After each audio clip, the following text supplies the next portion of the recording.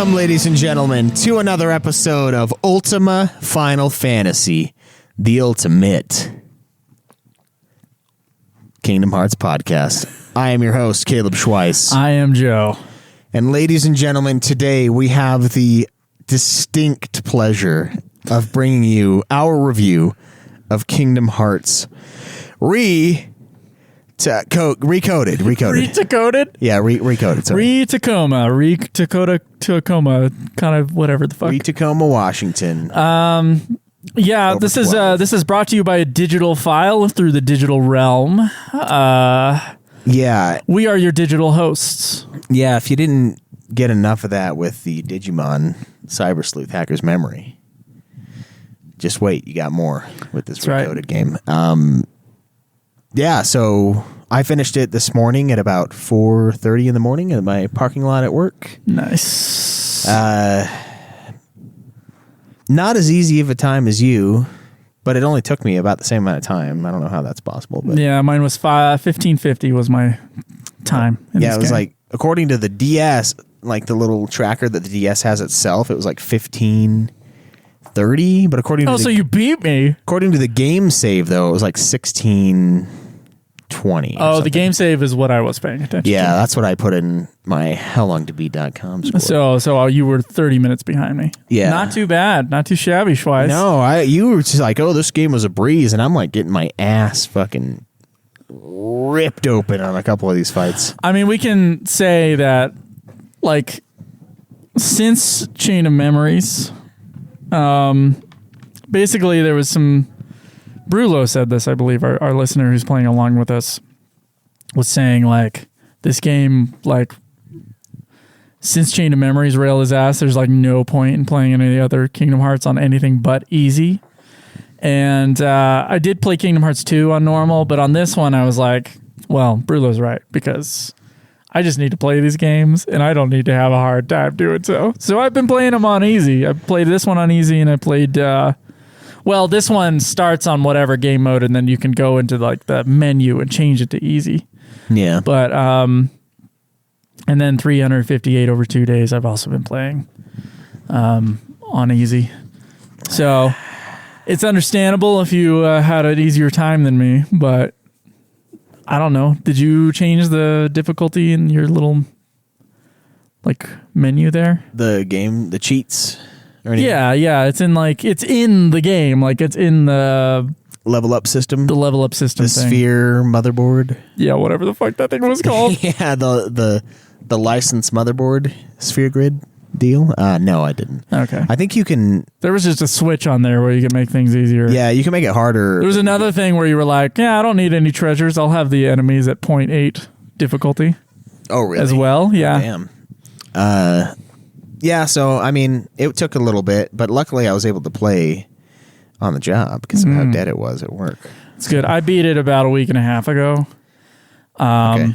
And I'm pretty good ways into 358 days over 2, or whatever the fuck that thing is actually called.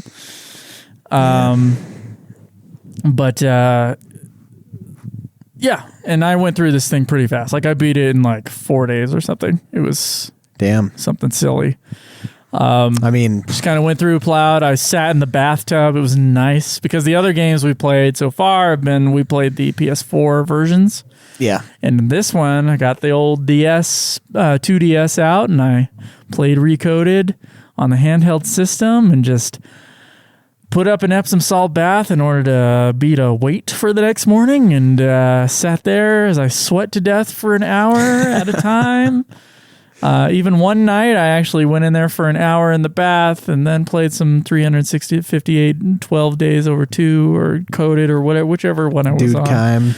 Left the room, played that, and then went back into the bath to play some more coded. So there you go. Nice. Yeah. Joke's on you. All you needed to do is find the glitch scale, and then you were good to go. That's what I was at. My mother. So Schweiss and I are in a weight loss contest right now.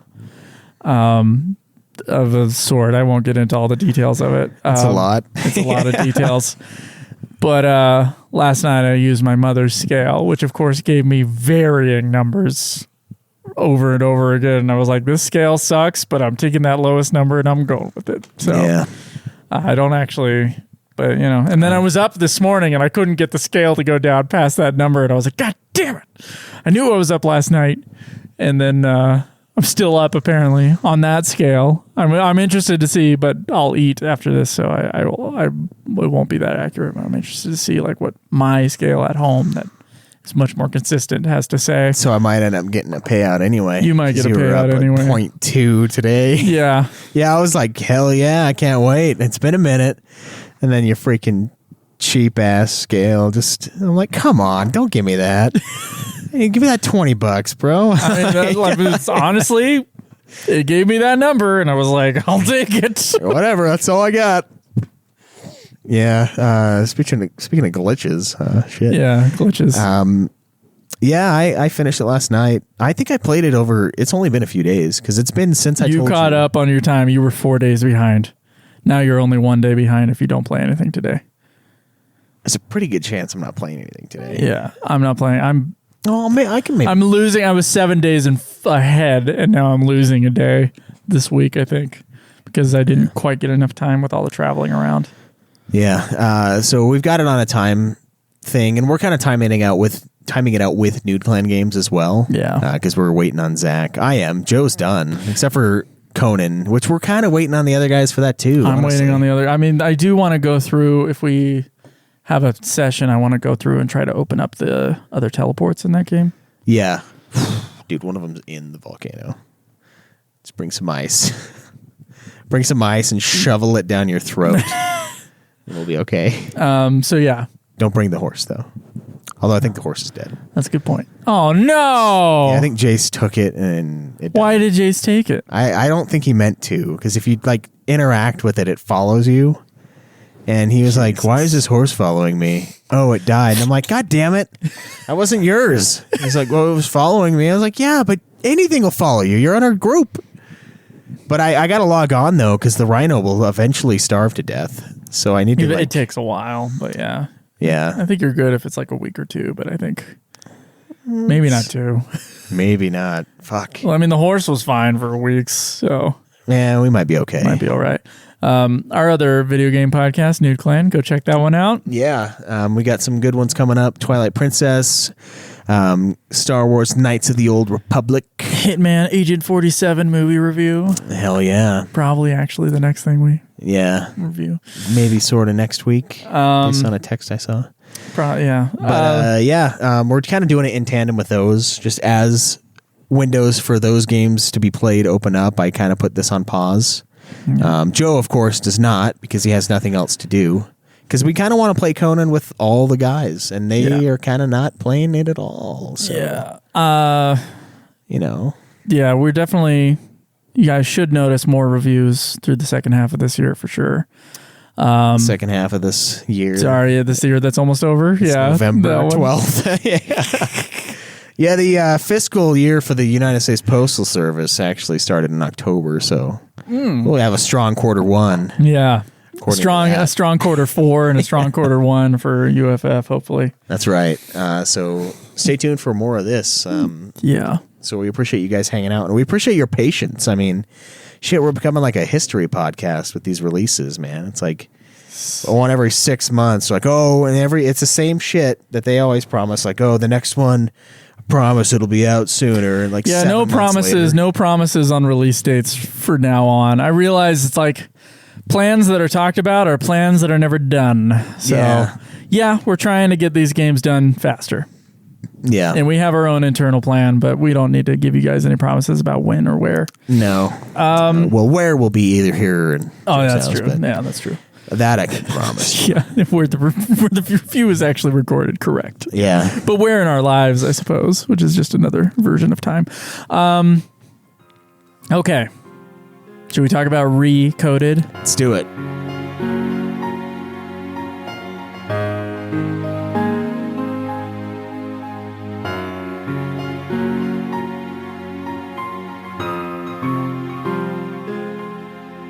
Kingdom Hearts Coded was an episodic action role-playing puzzle game developed and published by Square Enix with, of course, collaboration from Disney Interactive Studios for mobile phones.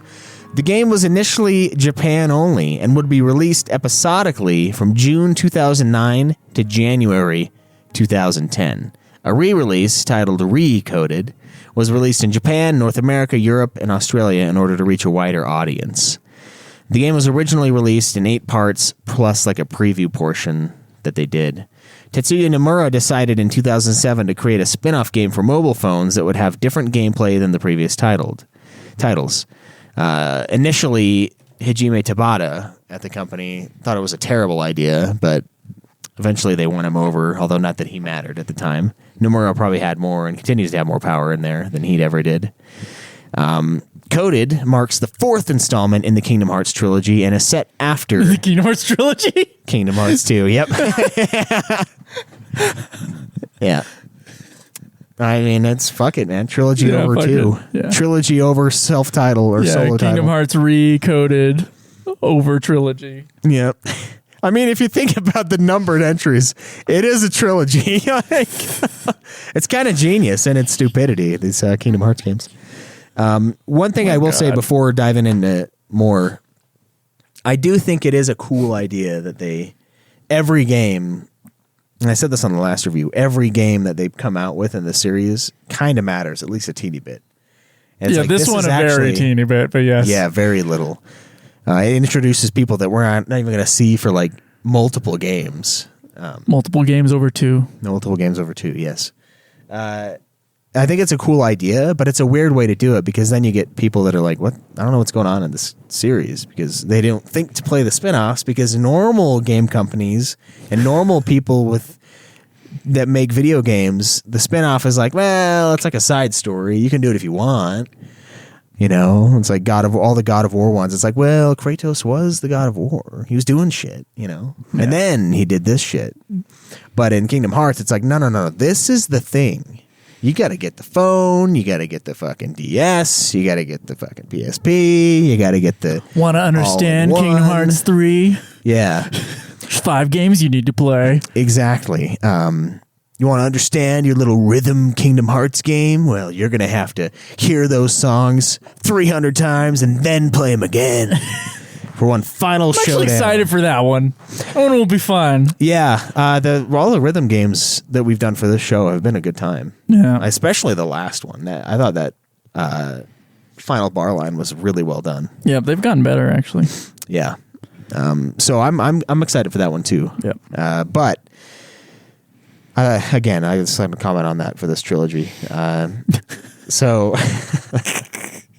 The game setting takes place after Kingdom Hearts 2 and features 2 secret messages found in Jiminy Cricket's journal written by an unknown person. When Mickey and team digitize the journal for analysis, the contents become corrupt. Mickey and team decide to make a digital Sora to enter the digital realm and repair the journal in order to uncover the meaning of the hidden messages. Throughout the game, players once again go through a series of levels from Kingdom Hearts 1, but this time it's as if the creators had memories the size of the hosts of Ultima Final Fantasy, the Ultimate Final Fantasy podcast. So the levels are much smaller, feature slightly altered gameplay. The worlds visited are Destiny Islands, or Besaid, Traverse Town, Wonderland, Olympus Coliseum, Agrabah, and Hall of Bastion. The final area of the game is at everyone's favorite castle, Castle Oblivion, which actually was my favorite level because it was fast as fuck. When I got to Castle Oblivion, I was like, oh my God, when is this going to end? And the answer is like an hour and a half from then, apparently. So the main character is the aforementioned digital version of Sora, who they refer to as Data Sora when it strikes their fancy. Data Sori? Oh my God. Sorry. Riku, Naminé, and Roxas also appear in the title, but as mere lines of code. There are, as usual, multiple Final Fantasy characters throughout, and all the Disney Bros. Multiple Final Fantasy. I only remember Cloud in this one. Yeah, I remember Cloud. Gosh, was there Auron? Did Auron show up briefly? I don't think so. I don't remember. I don't think so. Maybe not. Shit, man, we barely had to play this one then. Yeah, it was only Cloud that I really remember. Yeah, and I didn't do all of the Coliseum in this one either, so I don't know for sure if there was No, more. I saw it didn't give me XP, so I left. Yeah. It's exactly, we'd had the same conversation in Kingdom Hearts 2. I mean, this one's got some interesting changes, though. Like, you get, like, rewards that you add as stat increases, so it had that going for it. Yeah. Sort of it, XP. The baddies of this game are software bugs that corrupt the data of the journal, and they take the shape of various colored blocks and Heartless. Maleficent and Pete are also sort of quasi-antagonists in this game. Similar to the last not spin-off Kingdom Hearts game, the story circles around Jiminy's journal that chronicles Sora's adventures. Jiminy uncovers a line he doesn't remember writing that says, "We must return to free them from their torment," in the original version, or in Recoded, "Their hurting will be mended when you return to end it." So those are very different messages, but this is when Mickey digitizes the content and the data space becomes corrupted by glitch. Mickey creates... Glitch? Yeah. No! Actually, I think I have that queued up for this very moment. Well, it's not going to play. Oh, we don't have it set up? No, we don't have the laptop connected to our audio. Sorry. Fucking glitch! Yeah, we got a great drop from our other show of Caleb Craig getting stuck in a, in a certain game. Oh, man, good And times. his reaction to it is amazing. This was a really Craig-heavy game, honestly. I sent a few screenshots to the chat about people talking about glitches. Like, it was good. It was fun for me. So yeah, anyway, Data Sora, he journeys through the datascape to save the journal's contents. Mickey, Donald, Goofy, and Jiminy are imported into the space by using a data Riku. Pete and Maleficent also enter the space in their never-ending quest to rule all. It kind of feels like they're actually there, which I don't know if that is true or makes sense, but whatever. Eventually, Maleficent destroys your Keyblade and steals away with Riku, but luckily Sora has Data Don and Data Goof to help out until he eventually recovers his weapon. Pete corrupts Riku's code with another fucking glitch, and then Sora ends up debugging Riku, which is as gay as it sounds, and causes everything in the data space to reset, including his own memories. Must be RAM. What I wrote. The debug process manifests the bug responsible for the overall corruption that takes the form of Sora's Heartless. Sora destroys the bug over the course of 9 forms, an endless fight. I'm like, how many times do I have to fight myself in this game? And it just, dude, it was like 6. I was like freaking out. But luckily this one you get continues. So Yep. the thing you were bitching Thank about God. last time, I was like, oh, lucky you. The next game has it. Now, sometimes you got to do the little side scroller quest and then the continue, but most of the time it's just the continue. Not nearly as difficult in this game, I will say. No. So, Sora destroys the bug and Mickey and return to their world by Riku before the reset happens. Once the debugging of the journal is complete, Riku uncovers extra data that deciphers the cryptic messaging of the journal. Sora goes to Castle Oblivion, where he's tested and tempted by Roxas from Kingdom Hearts 2 to endure the pain of having forgotten all of his friends in a stupid quest, because it's Data Sora. He's not even real Sora, and he hasn't forgotten anything because he wasn't around when it happened. Whatever, this is just yet another fucking thing where the spin-off title is a memory wipe at the end, which is horseshit, because the last one did the same thing. You remember that? They put you to sleep, and you're like, you will not remember this when you wake up. I'm like, oh, I fucking hope I so. want to see like Sora, like Kingdom Hearts 4 in like a white room, and he's just like, he's in his, his Yeah, straight jacket. street jacket. He's just like, I can't remember anything. I can't. Yeah. There's holes in my memory. I swear to God, there's fucking holes in my memory. No, Nominate. Onion bed. Nominate onion bed. It's like every spin-off so far, it's just, at the end, it's like, oh yeah, all that you just did, you're going to forget it. And I was like, fuck! Don't worry, we'll reference it in the next game, though. Yeah, but you won't know what we're talking about because you're going to forget it. I was like, oh, thanks for wasting my fucking time, game. I'm never going to forget it, but the character will. I'll forget it. Yeah. Yeah. Dory. It's gone. It's already gone. Yeah. We'll talk about it. Sora defeats Roxas with the power of Kiraga and some dodge rolls and unlocks the deepest part of the data. I did need a few of those for that last fight. He was fast. I died like 8 or 9 times to him, and then I was like, okay, I understand. Stay the fuck away and cure unless you're ready to kill. See, you say stay the fuck away and cure. Mine was stay the fuck away and hit them with as much fire as you have and then go for the physical attacks. I didn't build any fire, man. I built like a little fire swirly gig around me. It was useless. Oh, man. The one that I did have, though, was like a thunder move that I like threw my keyblade and it hit once and then it hit again coming back. That's cool. That one was pretty good, especially against the final boss. Form 7 of 9, I believe, where he would do the thing where he'd punch his fist down and then it would send the ice shards up your ass, FF10 style. Yeah. That one, when the ice shards were coming up, I could actually hit him with that thing and do a little more damage. Okay.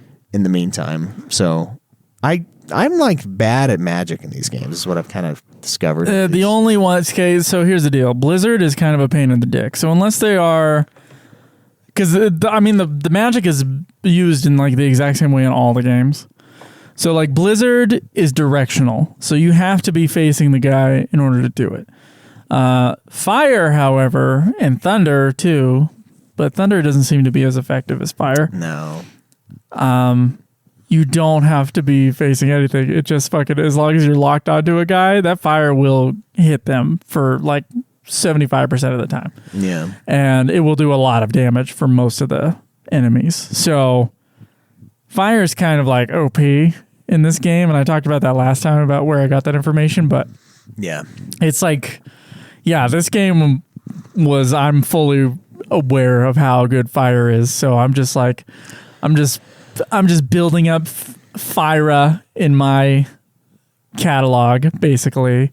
And then some of the abilities that I want, but that was basically it. Was fire and cure spells. Yeah, it was like a couple Kiragas and a Kira. Yeah, I think I had mostly cure for most of the game. But then at the last, I think basically Castle Oblivion on, I built 2 Kiragas and then a Kira, and that was enough. You just got to not be an idiot in the last fight, which I was the first like 5 times. But it's pretty fast, so. You unlock the deepest part of the data. In these warm, moist depths, Sora and Mickey encounter Data Namaneo.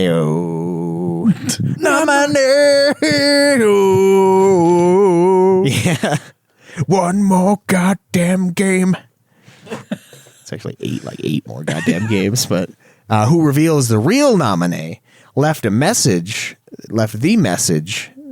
aforementioned message, goddamn, after discovering memories tied to Sora, Roxas, Axel, and a bunch of other people I don't know yet, while she was restoring Sora's lost memories and Chain of Memories. So the bugs apparently were an unintended aspect of her message, since she responded to the infamous Indian prince's email. Aladdin fucking trolled her and corrupted everything. He's Nigerian prince as well. Nigerian, yeah. I was like, where is that? What is it? What country is it? Fuck, one of those places elsewhere. Yeah, the Nigerian prince email. She responded, and it's bad news. Before she disappears, she explains that the real Sora has to save all of the people mentioned before, and Mickey relays that message to Sora in the only way he can when on a binge listen through of all of the albums by the Police. The Message in a Bottle. Nice. The only song by them I actually can think of. This Roxanne. Oh, yeah, that's a great song. Yeah, that's one of the Organization 13 members. Oh, that is true. Oh. No, it's not true. It's got an accident. Roxanne. It is when Roxas comes back. Roxas, you're looking a little different these days. You don't have to wear that dress tonight. Yeah. Nice tits, bro. Anyway. So this ties to the ending of Kingdom Hearts 2, right? Where the message in a bottle washes up on shore. This scene and the scene with the people that we don't know yet, that's it from this game pretty much. Like, that's it, man.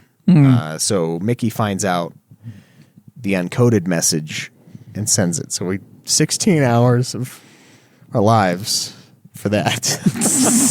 I mean, yeah, for the canon story. Yeah. Sure. There was some confusion on the Discord from a couple people about why we were playing this one next. Yes, because technically it came out later. Technically Recoded came out after all the other handheld games came out. And so this is technically a newer game, but Coded was right after Kingdom Hearts 2. Yeah, so that's the reason why this one's in this order. We're playing these in release order. But the remakes and the remasters replace the OGs, the original ones. Especially in this case, because it's not even a thing we can even play anyway. But it is funny. It's like the gameplay aspects of this game are more smoothed out than they are for the next handheld title, which is 358/2. Shit. And this is a pretty smooth game, to be honest. This yes. Recoded is pretty so it's good. like, you're kind of taking a step back game technology-wise and design-wise on the handheld systems because the next game is older in this respect. But yeah, it's Coded's story was technically next on the list. So I bet the PSP one probably plays great. But the PSP's I don't know. Who knows? More powerful. Is that how you feel about versus the 2DS? Yeah, versus the DS. Or the 3DS, I mean. I mean, this is only a DS game, though. And there is isn't one of them a 3DS? Is Birth by Sleep, maybe? Is that the one that we didn't need to buy? Yeah. God. But then we would have had to buy a 2.8, so we got to buy it either way. Okay, yeah. I keep forgetting which one. No, Dream Drop Distance. That's it. Birth by Sleep is the one we have on 2.5. Fuck it. Just we're Don't done. worry about it. We're done. Whatever version of the fucking game we play is whatever we'll review. How about that? Yeah. How about that? Just don't worry about it. We'll look at the list. We won't think about it. You just look. It's like horse blinders. Just whatever the list says is next. That's all you worry about. Don't think about anything else. 358/2 is the next one. Okay. With the only release of 358/2. That's the only one that hasn't been redone completely. So yeah. So there is a secret ending, actually, real quick. I think you got to do a whole bunch of shit, right? Yeah, I did not do it. I didn't either. You have to go back into the other worlds over and over again and get all of the stuff unlocked. Yeah. It shows Mickey and what is it? Sid? What's his name? Yen Sid. Okay, I must have deleted the Y. I was like, that doesn't look right. Mickey and Yen Sid discussing the locations of Terra, Aqua, and Ventus. I'm assuming those are the fuckers from a game we haven't played yet. We also learned that the destruction of Xehanort's Heartless and Nobody will inevitably bring about the return of Master Xehanort. And in preparation for this threat, Yen Sid tells Mickey to bring Sora and Riku to him. So it's a little bit of I think it's for Birth by Sleep or something. A little bit of a teaser for that game. Yeah, probably. And I think those characters are from that one because I believe that's the one that just has a cast of randos that we don't know, and I think it's them. Okay. And it's that one's the one that's a prequel too, I believe, and it's one of the scenes at the end of this game. You see him, and it's talking about how there are many key warriors that came before you, and they're part of you, and that's part of your deep dark secrets, which doesn't make any sense, but apparently that's part of you. There's some kind of connection, and I think that's what that game chronicles. Okay, well, we'll get to it when we get to it. It's the Metal Gear Solid 3 of the series, set way before every other game. Are there a bunch of people that think it's the best one? I will say, I don't think so. Before you get to the 358/2, that one is one where a lot of hipsters in the Kingdom Hearts community think it's one of the best. Really? Yeah. Are you liking it? That will be answered next time on the Kingdom Hearts podcast that is Ultimate Final Fantasy. All right. So, what do you think of the story of this game? I think it's okay. There's basically no story. A lot of it is you just running through a line of code, playing lines of code. It's kind of a genius setup, honestly, because it's all set for the phone. And so, like, you're in the digital realm on the phone, so it's like breaking the fourth wall in like a weird as way. opposed to analog video games. Yes. Yeah. As opposed to those which are real. Those are like 80s movies, real effects. I don't know. For some reason on a phone, it just makes more sense in my brain. I don't know why that is, but Yeah, I get what you're saying. so it's like, how do we make a mobile game? Oh, I know. We'll make it digital and like not matter, but have 3 minutes of cutscenes that do matter. I thought it was okay. I mean, you revisit the same areas. They're pretty short. Most of them are. And then when you get to Castle Oblivion, and you think like, I thought I was going to beat this game today. They're like, it's just a room. It's like 2 rooms that they're in, and they're like, they all think they're in their world that they're supposed to be in, but like it's glitching out like a motherfucker. And you could just plow. Yeah, it's faster than you think it would be. I was afraid too when I got to Castle Oblivion and I was looking at the guide just to see. Yeah, there's so many sections. I'm like, oh, and all those like, oh, this is this ending, this is this ending, this is this ending, and I'm like, what? It wasn't that bad. No, it was fast. Yeah, the story on this one, in one ear, out the other. It's like story in a digital realm and really short cutscenes that don't matter. I think there's like 4 voice acted cutscenes, and they're all like Sora in the digital realm, blah blah blah, and digital Sora, you gotta blah blah blah. I didn't give a fuck about the story of this game, but it didn't matter. It wasn't like in my face the whole time. No. It was mostly a gameplay heavy. It's kind of nice. Yeah, Kingdom Hearts 2 was like cutscene heavy as hell. There's a lot of gameplay in it too, but this one, all gameplay. Yeah, it was mostly like, hey, Beast, what's going on? Oh, Belle ran away or whatever the fuck. And then they're like, oh, you gotta go find a thing. And then you go find the thing. Like, it's not that bad. But the story's not. It doesn't matter. I wouldn't say it's good. It's not. It's serviceable because it's a phone game, and luckily it is mostly video game and not cutscene. So yeah, I wouldn't say the story's good. I can definitely see people who are in the Kingdom Hearts games for the story being disappointed in this one because it doesn't matter to the overall story, as has been discussed by others. But I don't know. Like, to me, it just didn't matter. I was just like clicking through like bullshit dialogue and then getting to the gameplay. That was my experience. And also, straight up, the story was so unmemorable that I remember Kingdom Hearts 2 better, despite the fact that I beat Kingdom Hearts 2 like weeks ago, like 3 weeks ago or something, and I beat this one like a week and a half ago, and I've like it like in one ear out the other, like I barely remember the story at all. Yeah. So that's kind of where I'm at with it. Like, yeah, the story's dumb, super simple because it's a phone thing. Oh, the digital realm, you got to fix the digital stuff from digital Sora. And so much so that it like, because it doesn't matter, it also didn't bug me. Like, I was just kind of like, okay, moving on. Yeah. That's pretty much how I feel about it too. Not much to the story. But again, it's a mobile game, so it's kind of nice that it wasn't that way. You know, it makes more sense for these games to be just like a quick interactive experience. Yeah, because it just kind of sets up each area with like a short, like 30-second cutscene. And then, yeah, there's like, what, eight areas in the game? Or there's 7 areas in the game, one of which is really long, which I assume is where they split into an 8th area. Or an 8th cell phone download or whatever. Yeah. And but yeah, I think what's really special about this is the gameplay. I don't think that the story is anything to even remark upon. Yeah. One of the cool things, so non-remarkable, I'm going to move on.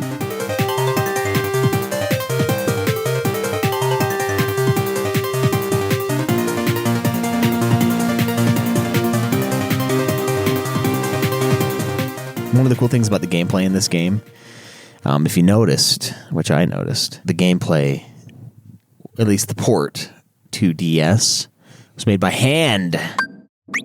So speaking of hand entertainment, how about using your hands to clean your balls? And I don't mean like clean, like wash. I mean like trim that shit, man.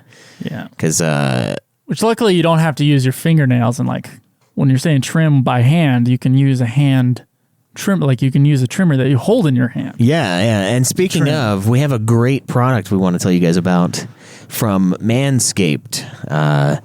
They were kind enough to sponsor this episode and also send us a lot of stuff. A lot of good stuff. Like I was pretty impressed because all I wanted was the ball trimmer, really. And they're like, no, we're sending something your way. Yeah, we're gonna send you boxers and sack oils and beautiful like shaving kit case. Yeah, which is like leather. That's nice, man. It's really nice.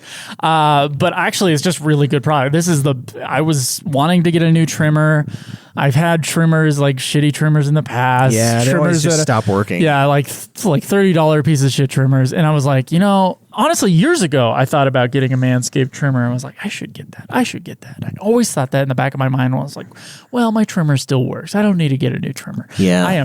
I really regret that I never got that trimmer. Because I could have had like 5 years of good shaving and trimming under my belt, literally. Instead of 6 months. Instead of the last 6 months where they've sponsored the show. So I really regret it. Guys, if you're ever thinking about upgrading your trimmer, or you want a trimmer that gives you, we're not supposed to say it gives you less nicks. I know that's like it's impossible to have a trimmer that can't give you nicks. But for me, it has been way better than my shitty trimmers that I've had in the past, as far as like nicks or burning or anything like that. Like, it's a really good, high quality product, and even if they weren't sponsoring the show, I would highly recommend it. So code UFF on manscaped.com. Yeah, you can save 20% at checkout.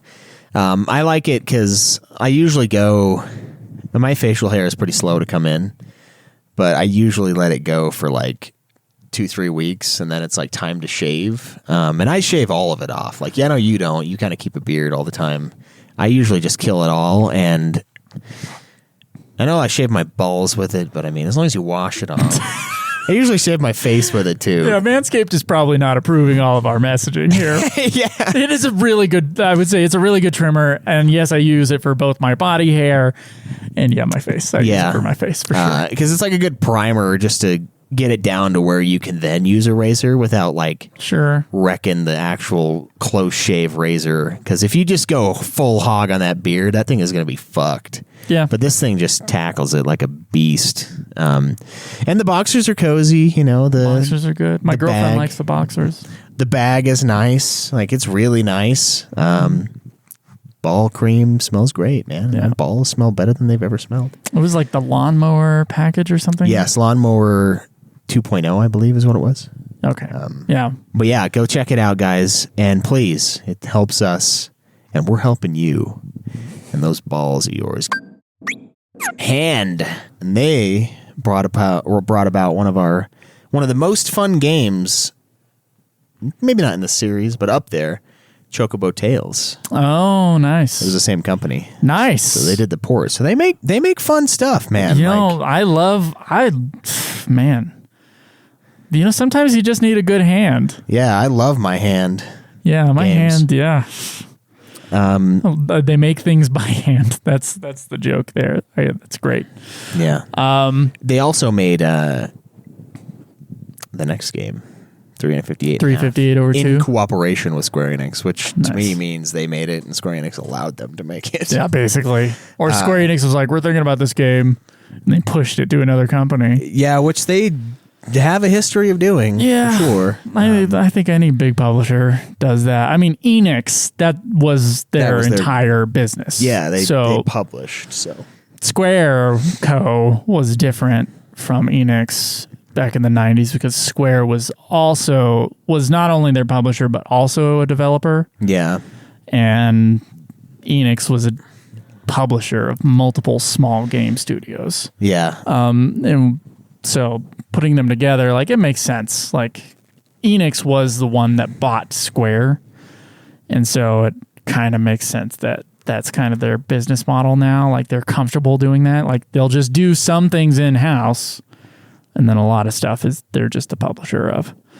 Yeah. So gameplay wise, I think. So it's a hack and slash game that's pretty similar to the other Kingdom Hearts games for the first bit. And then each episode, like once you get to episode 3, it starts expanding upon the gameplay. So the thing that's like new to it is obviously the glitch stopping, and then you find like, oh, there's a glitch hole somewhere, and you have to go like search for the glitch hole and like put your keyblade into the hole, and then you're in like a new glitch verse in which you have to accomplish some random task in order to like stop the glitch, right? And that random task is usually just fighting things, a certain number of things in order to open up other stuff. Yeah, and then there's like every time you go into one of the glitch holes, there's like a little challenge that you can partake and get more points that you use to buy new chips that you use to level up. They're basically sphere nodes from Final Fantasy X. And if you bet a certain amount of money, you'll get more money back. And then at the end of the level, the glitch hole, once you exit the glitch hole, kind of feel gross saying that, but once you exit the glitch hole, you cash in all of that stuff and you can buy like upgrade chips and things like that, which is the upgrading in this game, the leveling up. You level up naturally and you obtain level up chips. So again, another little motif of you're not real. You're like a fucking robot. You got a little motherboard that you add chips to as you find them in blocks, find them through challenges, buy them. Things like that allow you, that basically up your stats. And then there's certain special ones. If you unlock if you connect two like processing units, two CPU cores to each other, everything in between those two will be like doubled. So like you got to kind of plan it out. Stats. Yeah, and then you have blank ones that you can replace, and you can actually replace chips. So if you have a new chip, you can replace it with the old one if you want to do a little bit of strategizing on the board.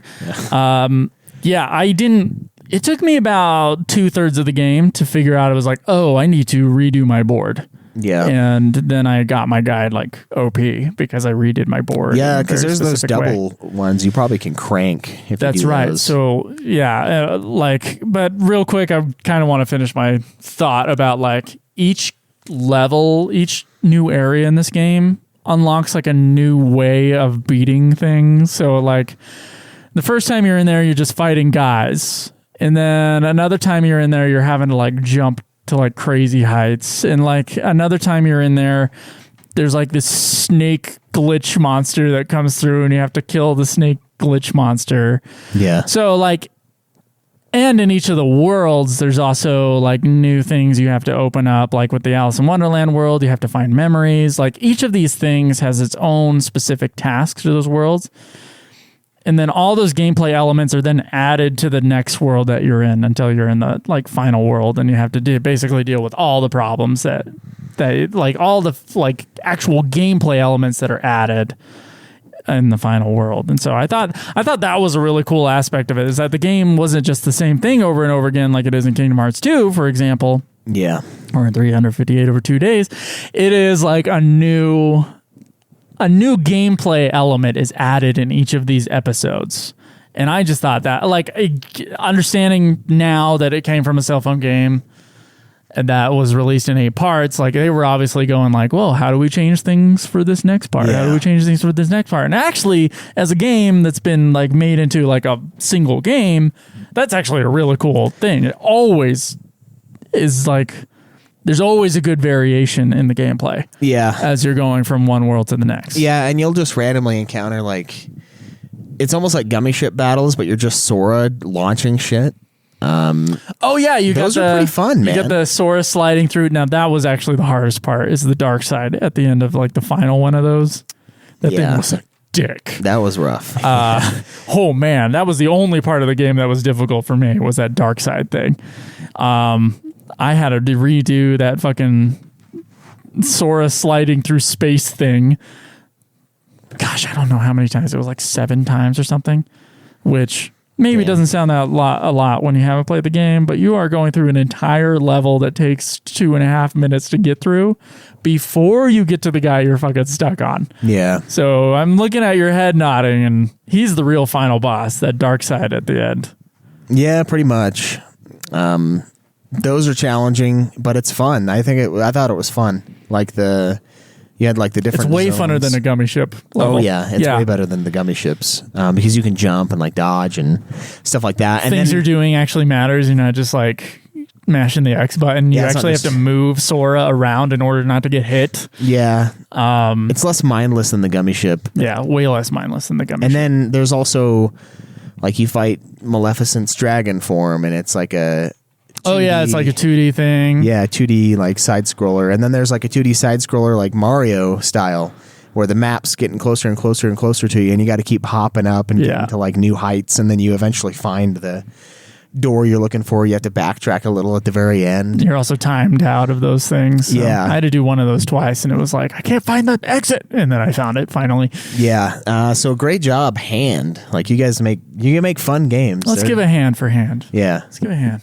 Yeah, there you go. They do good work making handheld games fun, you know? I liked that. The Colosseum, honestly, I think this is probably my favorite Colosseum in the series because you've got a mixture of running around, doing stuff, but then when you get into the fights, it's like straight up Mario RPG, you know? It's turn-based, but you have actions that you can do. So you go to attack, and then you can press A at the right time, and you can do like big combos.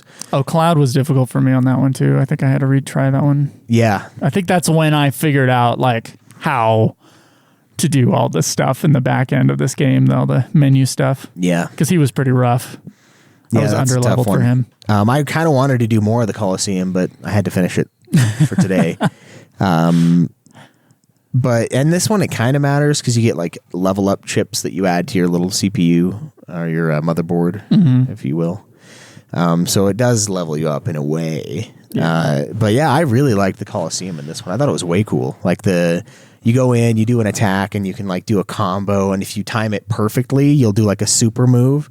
So for Cloud, when he joins you, you do Omni Slash. If you time it like just right, he'll pull off Omni Slash. Hercules had like a move where he like zapped through the whole line of enemies and would hit him, and Sora would just do like big combos and then like a freak out move where he'd hit like 7 or 8 times. And then when the enemies attack, you got to wait for like the X button or something to pop up above your head, and you can either block or severely dodge or severely reduce the damage you take from the attack. Yeah. And I was like, man, this is kind of fun. This game's got action RPG. It's got turn-based RPG. You've got like side shooters, like Star Fox style. Like, it's constantly adding new elements in order to keep the game exciting. Yeah, and it does. I was having a good time. I was like, I don't know why everybody hates this game. Like, I get from the story level, it does not fucking matter. But this recoded, the version that we played, honestly, the gameplay was a lot of fun. The only part that I was like annoyed by, I guess, was the Wonderland when I couldn't find one of the memories, and I was like, where the fuck is it? Was it the Ace of Spades? Turning that one in? Or was it finding one? Because I couldn't find his ass, because he's like, oh, go talk to the Ace of Spades. I'm like, there's like 5 of them. I can't remember what it was. I can't remember when I finally found it, but I did. Yeah. I don't like Alice, man. I just don't like that. The Alice in Wonderland world is... They always make me mad. Annoying in every single game. But no Halloween Town in this one, thankfully. I'm sick of that thing. But yeah, I really, really enjoyed the gameplay of this one. I really enjoyed the leveling, which you were talking about earlier before he cut you off. But they're like... Yeah, you get the cheats, basically. You get like these certain parts of the motherboard that automatically open just by opening a node next to them. Mm-hmm. And then, yeah, as you said, there's a power-up area. There's other areas that are cheats where you can like adjust things. Like you can adjust the difficulty pretty early on in the game, which I, of course, did. I was like, beginner. I've never played this game before. I guess I'm a beginner. And then like one was like, you want more treasure or do you want less difficulty? And like if you wanted way more treasure, you can have enemies that are twice as hard, or you can have way less treasure and you can have enemies that are 0.8 as difficult or whatever. And I did that cheat. There were abilities that you could also open up that weren't necessarily part of like the chips that you gathered throughout the game. Yeah. But then, the thing, I guess the way to really exploit this game is those power-up things. So I realized I was just kind of putting them willy-nilly, just trying to get to certain little, like, certain nodes to open up new nodes at a certain point. And then when I got stuck on the cloud, didn't really get stuck. I guess I tried them a couple times and I was like, fuck this. And then I was like, okay, well, I guess I need to level up, because I was just kind of like plowing through the game too quickly. So this happens to be a lot. And I just, was like, okay, fine, I have to level up or figure this out. And then I was like, oh, I have all these level up nodes in different spots. Okay, so I'm going to do a little bit of shifting because I have these chips that I just got, and I'll replace the level up chips. And I put all the level ups in the areas that had ×2. And I technically leveled up like by double. Nice. By just changing where I put the chips. And then, of course, he was easy peasy after that. Yeah, I wish I would have done more with that. I didn't really mess with it. Yeah, I started exploiting it, because then after that, when I got the chips, I like had certain areas where I wanted certain chips. I was like, well, I don't use Blizzard very much, so it's going to be in this fuck off spot. Yeah. And then like, oh, I want, as long as I don't have enough level ups to fill this up, I'll have double the fire or double the cure. And I would put like one of the spells that I was using and the level ups in between those doubling areas. And then the non-doubling areas, I'd put like, HP +1 or something like that. Yeah, just put the shit that you were using just to get to the added abilities. Because there's like random abilities you find on the board too that aren't announced until you unlock them. And then you also can unlock more items, item space during combat. So you can have, I think I had 5 things, maybe 4 or 5. And I usually had my thunder move, a high potion, 2 Kiragas, and a Kira at the end is what I had. And I just barely unlocked the last command ability. Yeah. So there's kind of a lot of customization in this game. And also, in addition to that, you can combine spells and abilities that you pick up to create new higher level versions of them, or just totally new ones altogether. So like to get Kiraga, I think it's like Kira and Asuna you have to combine, and you unlock Kiraga once you level it up. Yeah, a lot of those you can buy. A lot of the basic ones you can buy off the Moogles. Yeah, they got a little Moogle shop all over the place. You can pick them up. Some of them you pick up from enemies and stuff like that. But honestly, it was a cool amount of customization. I could have done more. It probably would have been easier, honestly, if I would have retooled and I knew I could. But for some reason, I didn't even think to do it. I was like, "Oh, I could redo that. That's cool." And then just didn't. Oh yeah. I was like, "Shit, that would have probably made the Maleficent fight, the Riku fight, the fucking other fights at the very end a lot easier if I would have done that." Probably. The Maleficent one, I was getting pretty pissed. The Maleficent one was. See, the thing is, now I put it on the beginner thing, so I don't know how much the difficulty had to do with that. Probably a lot, but. Like, Maleficent wasn't a problem for me. Really, the dark side was the hardest thing that I fought in the whole game. And once I figured out that there was a spell on there, I think it was the Thunder one, that was like, I didn't have to aim super specifically. Just go. And it was just like something that could melt that guy. Once I finally figured out that was something I could do, then it was a lot easier. Then I finally killed the dark side guy and I could move along. But the rest of the game, honestly, I found super easy. But because it kept on like changing, it's not like I never died or anything. I did, and I would have to try a boss like twice, but I never had to try him like 5 times. Yeah, I had a bunch that I had to do over and over. That's a bummer. Yeah, because exploiting that like level up system, which I thought was such a fun system, honestly. Like I had a lot of fun with that one. And there's something similar in 358/2, which technically came out before this version of this game, and I think this game takes a lot out of that one. Yeah. But yeah, it's like just an interesting way of exploiting your stats, and customizing them for what you need.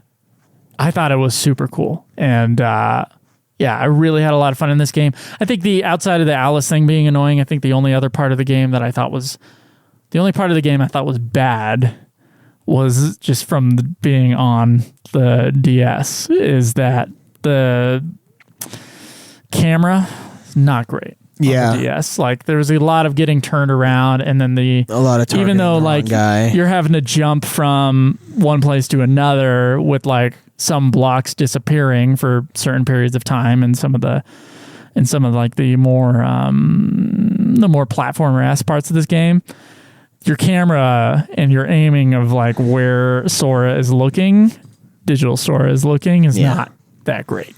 Yeah, that was a problem. The last fight against Riku was really brutal, and part of it was annoying because for me it was dodge roll city. I got that dodge roll ability that I unlocked, and then it suddenly became like, yeah, but he still like spams you with that like zap move. He spams, but the zapper move, you can get the hell out of the way of that thing. You can, but the direction you choose matters, and he's just randomly. Oh, I just did, dude. For me, I just found a pattern very early because I had to do him twice, I think.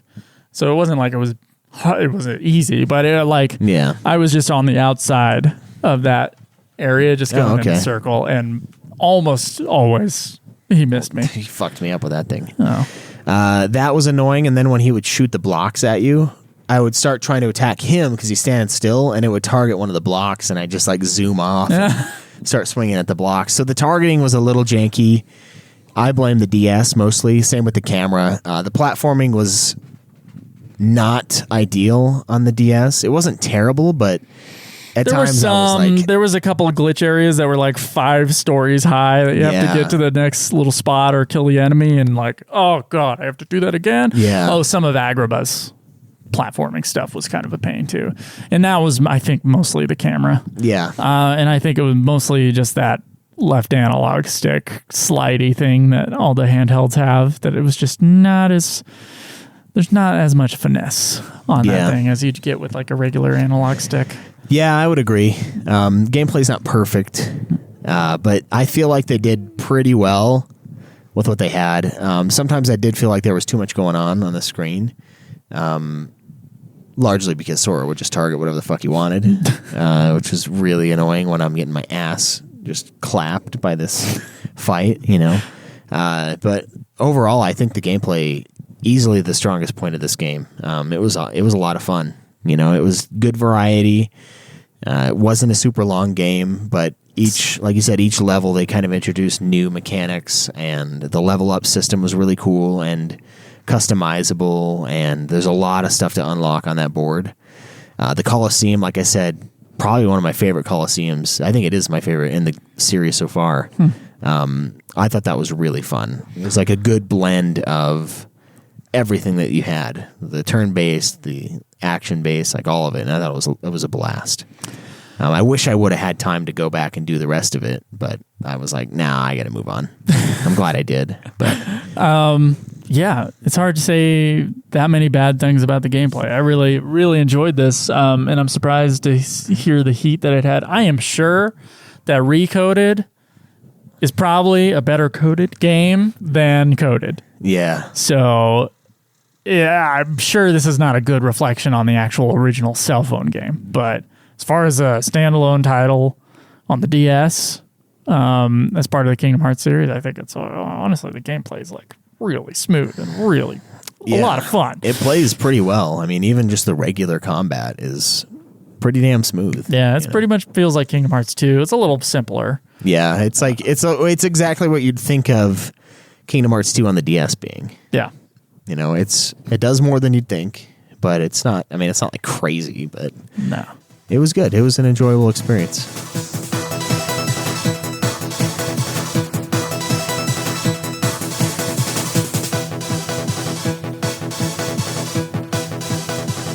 Design and music, you have anything on those? Not really. I mean, same music, pretty similar design. The cutscenes I thought looked pretty good for DS, honestly. The big cutscenes. Yeah, the actual pre-rendered, voice-acted cutscenes. They were surprisingly well done, I would say.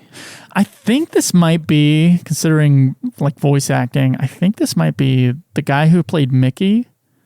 I think this might be his last game. I think I remember reading that like this was the last thing he ever did as Mickey before he died.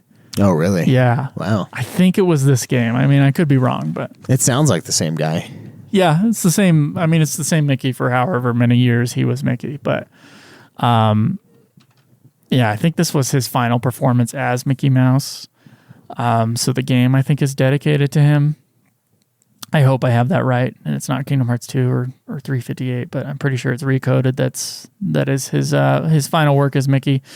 So I guess that's something kind of interesting. I mean, the game it's got that 2D like cheap cell phone or handheld thing where like, yeah, you have your like 4 or 5 pre-rendered cutscenes, but then most of the time it's just text boxes and characters and like stilted like still frames. And then what's funny, I think, with this one and with 358 is that the characters, when they're talking or like have like a moment where they're just like surprised or something, you hear the voice actor go like, Yeah. huh? Like you have all these like random like little sounds that just like emphasize the emotion of the scene without actually having any of the dialogue, which I thought it's pretty funny. Honestly. Yeah, it's kind of weird when you're like power reading and like you're just hearing all these like little grunts and like sounds coming from these guys. And you can tell it's actually the voice actor. Like I can tell that's Haley Joel Osment doing the stuff for Sora, and it's like, I don't know, it's kind of funny. I've heard him make those sounds before. But it is kind of an interesting thing. It's very similar to like I would say Tales, yeah, very similar to that, where it's like sometimes it's high def, sometimes it's low def, sometimes it's no def, and it's just straight up like sounds and images, and they move a little bit. Totally fine though. I mean, it worked well enough. Like we said earlier, there's not really much of a story in this game. It's just Sora trying to remember something he could have never remembered because he wasn't around. And then the Naminé thing, and that's it. So the story was nothing. Music is the I'm sick of sounding like a goddamn broken record on this show right now with all these Kingdom Hearts games. It's like, because I will praise Yoko Shimomura all day. Yeah, I mean, and when we started this series, it was like, gosh, this is a great soundtrack for Kingdom Hearts, and I love like the main theme, like the piano theme, really good stuff, and honestly, really good music throughout. But this has been the exact same tracks played, through the exact same areas in these games, and they are starting to grate on me. Like I need her to go back in and do some new tracks. Like, come on, give me some variety. Please, God, give me some variety on this music. I know. Even like someone who's not Yoko Shimomura, you know how like Nobuo Uematsu would like not do like the little Final Fantasy games, and like someone would take his themes and like mess with them. Yeah. And do like new versions for the other games even in the Final Fantasy series. Yeah. Please, God, take a leaf out of that. Give me a fucking remix. Something. Like, like instead of go like like add a beat, add anything to the Agrabah theme, please. Change the timing, like something like, I don't know. Yeah, Agrabah is aggravating at this point. And I do think, like we said on the last review, it's partly the nature of the way we're playing these, just all in a row. Yeah.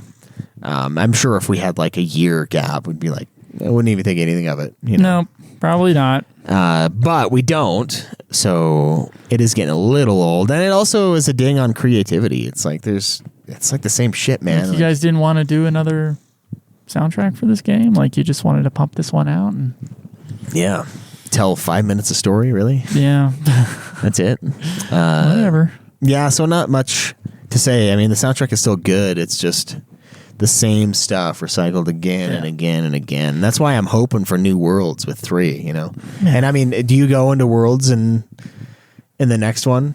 I assume. Yes, you do. Same worlds. Same worlds. Halloween Town, of course. Oh man, 358 days in Halloween Town over 2. 358 ice cream bars over 2 people. Pretty much, dude. You're gonna watch it. You're gonna start laughing. Like every fucking cutscene is an ice cream cutscene. Yeah, man, that ice cream truck guy is like high on the hog. He's like, oh, my regulars are here. Yeah. Get it ready. But no, I mean, it's fine. It's fine. I mean, I'm sick of him at this point, but the Yoko Shimomura, she's a great composer. I love her work, but I didn't realize she only made 20 tracks for the original Kingdom Hearts and then was like, no, you guys already have my music for that area. Have fun. Do it again. I'm going to go make Third Birthday. The graphics and design of this one, I don't know what it looks like on the cell phone. I didn't actually look at stills or anything like that. No idea, yeah. Good looking DS game. Yeah. Looks like Kingdom Hearts 2 remastered, basically. Probably looks better than Kingdom Hearts 2 did on the PS2. Which is kind of crazy. Yeah.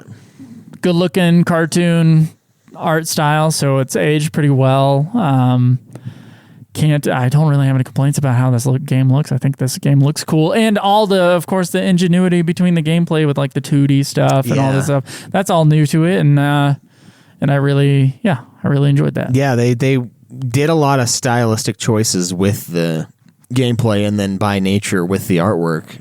Like you said, bringing it 2D, the Coliseum battles, stuff like that. Like just the setup of it was cool.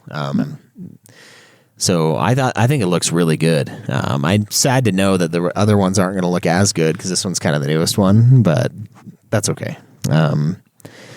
We'll get over it. But yeah, I think for the DS, it's surprisingly good looking as a game. I was pretty surprised by those cutscenes, by even just the in-game graphics while I was doing combat. I was like, man, this looks pretty good on this freaking DS. You know? I was surprised by a lot of stuff in this game. Everybody said this was a piece of shit. And everybody said basically like Kingdom Hearts 2 was the last good one. And then I played this and had a lot of fun. Yeah. Gameplay wise, it was like killer, honestly. Yeah. Like you said earlier, I could see story wise not liking it because it basically does not. It does essentially as much usefulness, less actually, than Chain of Memories. Pretty useless story wise, but I think it's a fun game. And I mean, we're here reviewing the game, so yeah, that counts for something. But yeah, I think this is one that was not remade for the new like 2.5, 2.8, 2.12 remasters over 6. All in one. Everybody. I think this is one that's just the cutscenes. It is, yeah. So I don't know. I enjoyed the game enough. I'm like, just fucking remake the game, or actually take elements from this game, because this game is like, it takes elements from like Chain of Memories, and it seems to take elements from 358, and it just like it puts it all into this game, and it's kind of sweet that it takes all the good elements of those games and then makes something that's like really, I think, stellar on the playability side. So it's kind of a bummer that it's not remade on the PS4 or whatever. Yeah, that could be pretty cool. Yeah, that would have been pretty cool. Too late now, I guess. Yeah, unless they decide to do it in the future. Yeah, unless they do like all-in-one for realsies. Yeah, edition. Yeah, all-in-one for real this time. Yeah, we're done. And then the next one, all-in-one for real this time. Just kidding about last time. Oh, Kingdom Hearts Darkseeker Saga, all over 2 days. Is that what they're calling 1, 2, 3? Yeah, I think it's called the Darkseeker Saga. No. Oh, it's 1 through Melody of Memory. Kingdom Hearts 4 is starting a new story track. Yeah. Does it count? Depends on if there's Final Fantasy characters. Yeah, depends on if it's good. I'm sure it'll be fine. It'll probably be fun, at least.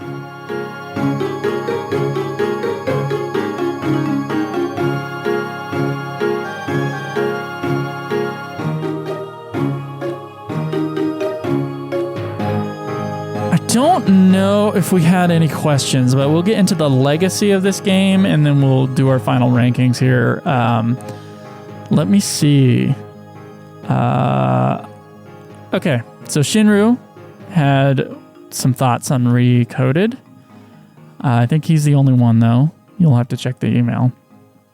Shinru says, the only part of Recoded I liked was at the final boss and story content at the end.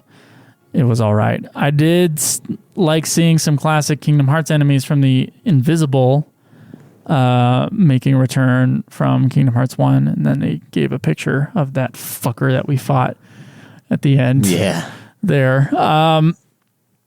So I guess Shinru didn't like it.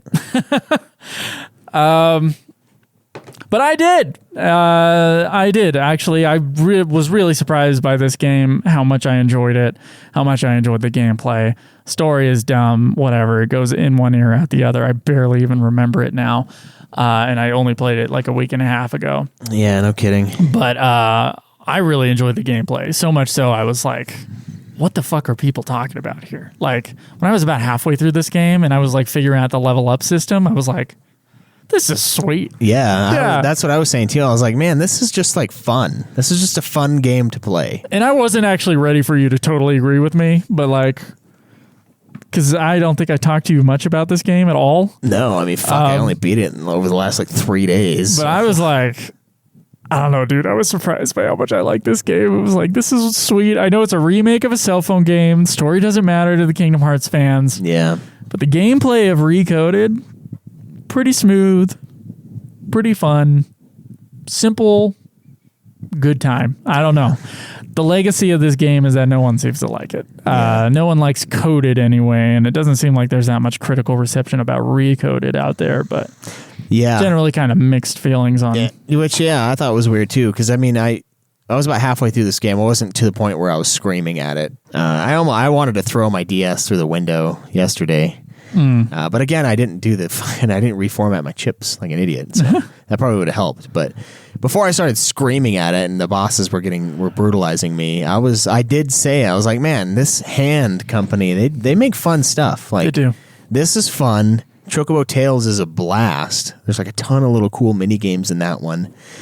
And like that, I don't know. They just make fun handheld games. They know what they're doing. You know, they give you enough variety, enough little things, little tweaks.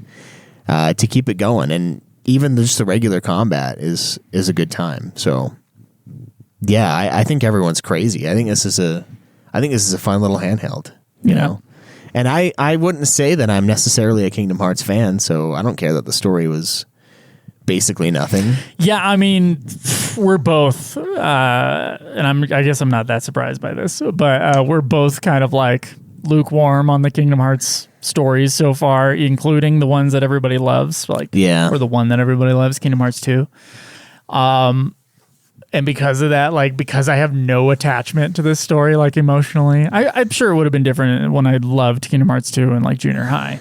Yeah. So as a teenager, I guess the story worked on me a lot more, but now in my 30s, like, I'm like looking at this thing like, I don't know, it's like dumb anime tropes next to Disney stuff, and they're really forcing a collaboration that doesn't really make sense to me. But I mean, it's an excuse for some interesting gameplay.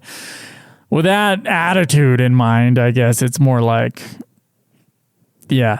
lukewarm stories. Who gives a fuck? The gameplay's fun in this one. Yeah, it is. I had a good time. I mean, like a bunch of the boss fights totally different, even phase to phase. You know, they had differences. The world tour is really fast in this one, which I like. I hate when the world tour takes forever in these games.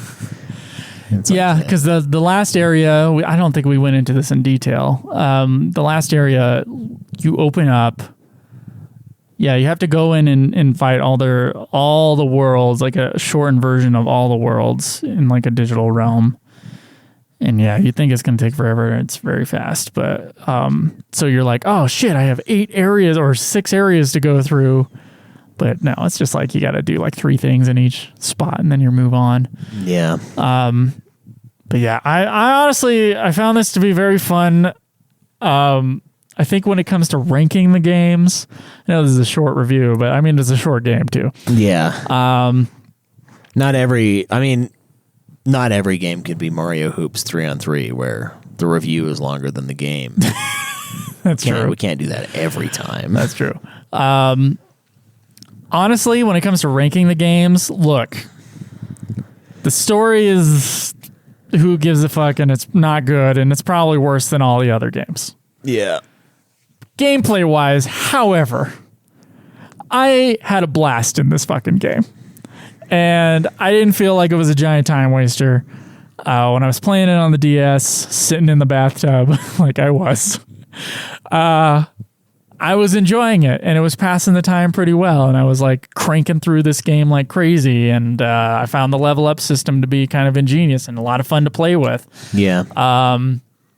Fuck you, I'm just putting it below Kingdom Hearts 2. It's Kingdom Hearts 2, recoded, Kingdom Hearts 1, and then Kingdom Hearts 1 is basically tied with Chain of Memories on the bottom. So, yeah, fuck y'all, Kingdom Hearts people who don't like this game. I honestly had a great time. And it was short, which was nice. Yeah, it's a nice treat these days to get a short game after all these Zeldas and Kingdom Hearts that we've been playing lately. This is, 16-hour jaunt in the digital realm with Digisaurus Rex. Yeah, lots of variation in the gameplay. Yeah, basically like little mini games you're playing. Yeah, like the whole game is like a bunch of series of mini games. That's like their thing. It seems like these hand fellows. Yeah. Now ranking this one.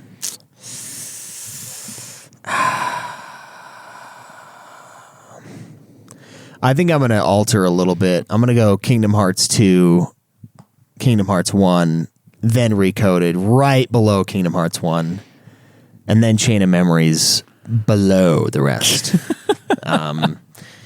Kingdom Hearts 1, it's similar to like Fable 1. It's not as good as Fable 1. Now, don't get me wrong. No. It's not as good as Fable 1. Not in any aspect at all. But okay. It's one of those things where it's like, everyone always talks about number 2. And the difference between these two is I actually do think Fable 1 is better than Fable 2. But Kingdom Hearts 2 is better than Kingdom Hearts 1. But I thought Kingdom Hearts 1 was a totally fine game. It's got some jank. It's got some cringe. I think Kingdom Hearts 1 is just not as well, honestly. All the jank is what bugs me, and then the cringe in the story also bugs me. Yeah, but the story is less convoluted, less ridiculous than it is, but it's still Sure. blood and oil mixed with the Disney and Square Enix shit, but so that's why I keep that one a little bit above this one, but it's a close fight, which is crazy considering there is basically zero story in this game, and it's a little handheld game, so you don't expect it to have anything at all, but yeah, the variations were fun. The Colosseum was really fun and awesome the way they did it in this game, bringing back memories of the Thousand Year Door and other RPGs along that vein of just kind of turn-based but still interactive with the combat. This is a good one. I mean, I think everyone's crazy. If like you said, if you want it for the story, I could see being like, well, that was a waste, because it kind of does the same thing Chain of Memories does, where it's like, here's all this shit, but now you don't remember it because we're going to put you in this memory onion and it's going to steal all your memories away. And same thing in this one. Like, it literally just doesn't happen to Sora because this is fake Sora. This is Digimon Cyber Sleuth Hackers Sora decoded, recoded over 2.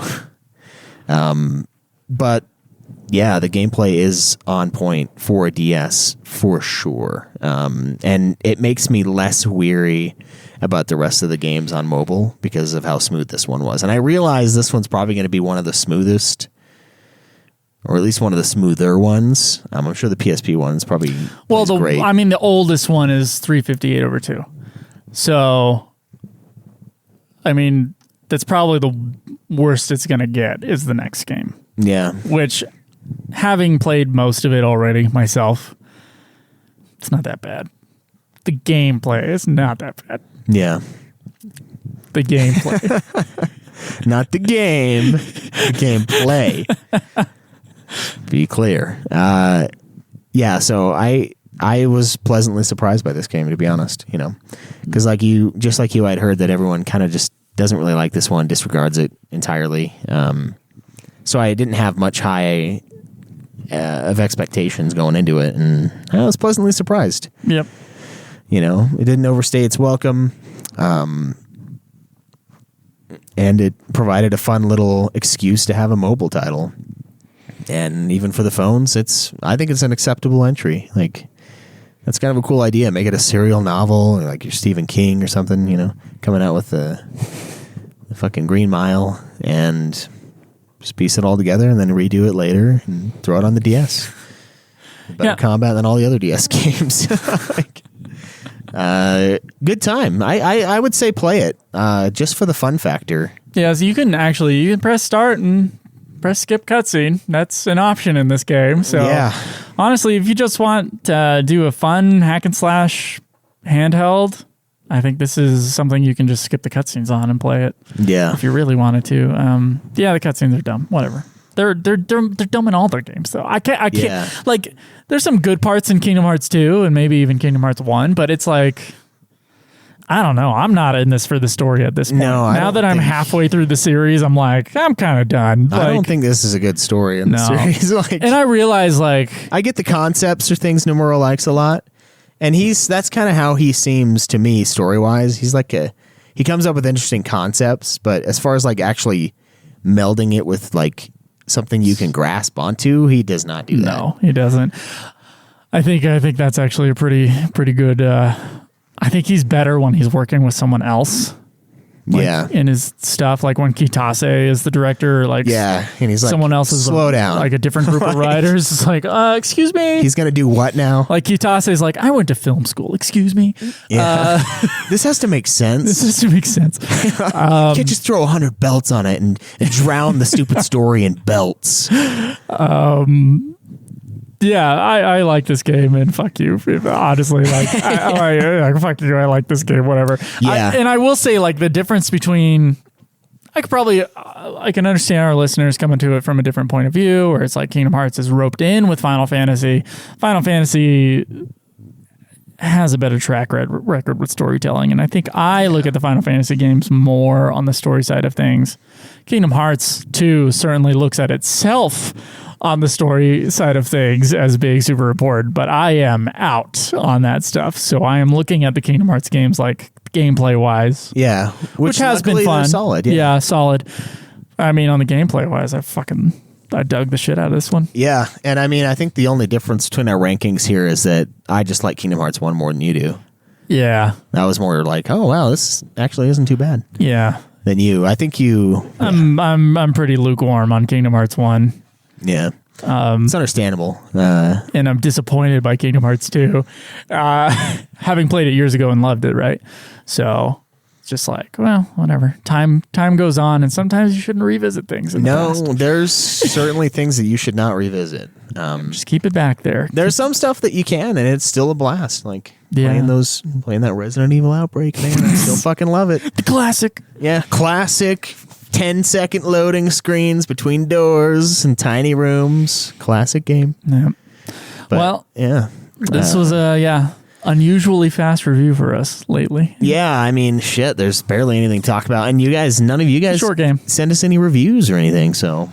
No, we didn't really give them that much of a heads up, though. Not really. But they should have a bit more of a heads up for 358/2. And honestly, guys, if you're listening to this right now, if you want to give us recoded reviews, I can tack them on to a different episode, and we can go over like, in the last game we talked about previously on Ultima. Previously on. So if you're listening to this right now, and I mean right now, you can give us a recoded review, and I'll probably read it on the 358/2 days divided by 12 Kingdom Hearts review. Nothing I love more than Disney, Final Fantasy, and math. Gotta tell you, I didn't know I loved it, but now I know I love it. All right, well, I think that's going to be it. Check out our other shows. Check out the Discord channel and join that. That'll be in the description of the episode. Yep. Yeah. See you guys next time. Until then, as always, enjoy the